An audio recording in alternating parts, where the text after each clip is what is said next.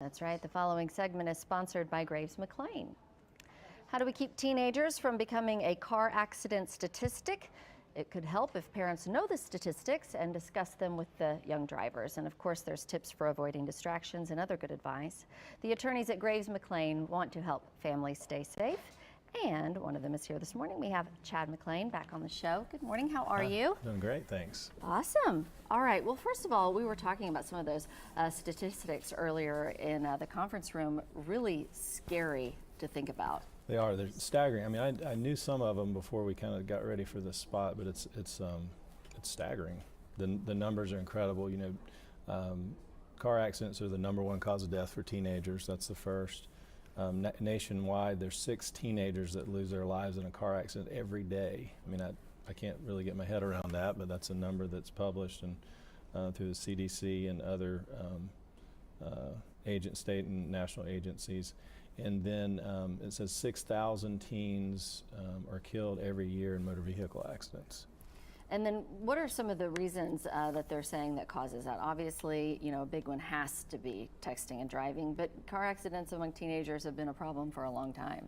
It is. I mean, there are going to be things that I think some adults are guilty of too, not wearing seat belts, being distracted, inattentiveness.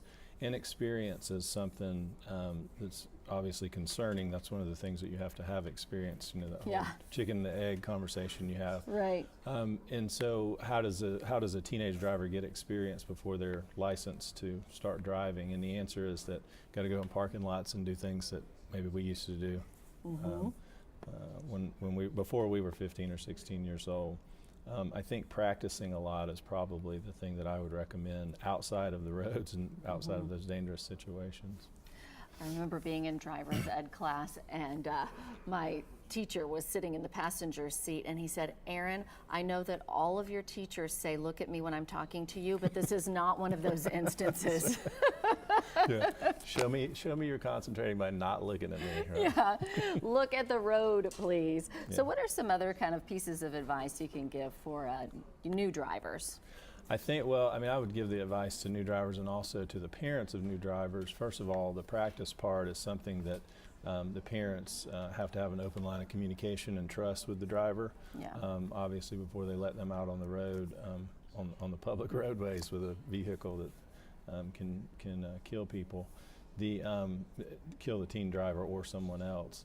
And don't use your phone, don't drink and drive, don't talk to passengers and be distracted by passengers, turn your phone off, and do your very best to concentrate on the road in front of you. Yeah, and I think as parents, you can probably do the best by being a good role model. I mean, I know I've had to second guess things like, I don't know. I mean, I think we've all been guilty of doing something, looking at a phone or putting on makeup or whatever. So, especially during that crucial time when they're teenagers. I think you're exactly right. The microwave society part of it is, you know, we feel like we need to check emails and check texts immediately, no matter what the context is, and that's one environment where we need to try to resist that the best we can. All right. Well, thank you very much. And here's more information on Chad McLain's office, Graves McLain, Oklahoma Personal Injury Law Firm. They're at 4137 South Harvard, Suite F, 918-359-6600. Their website is gravesmclain.com, and they are also on Facebook.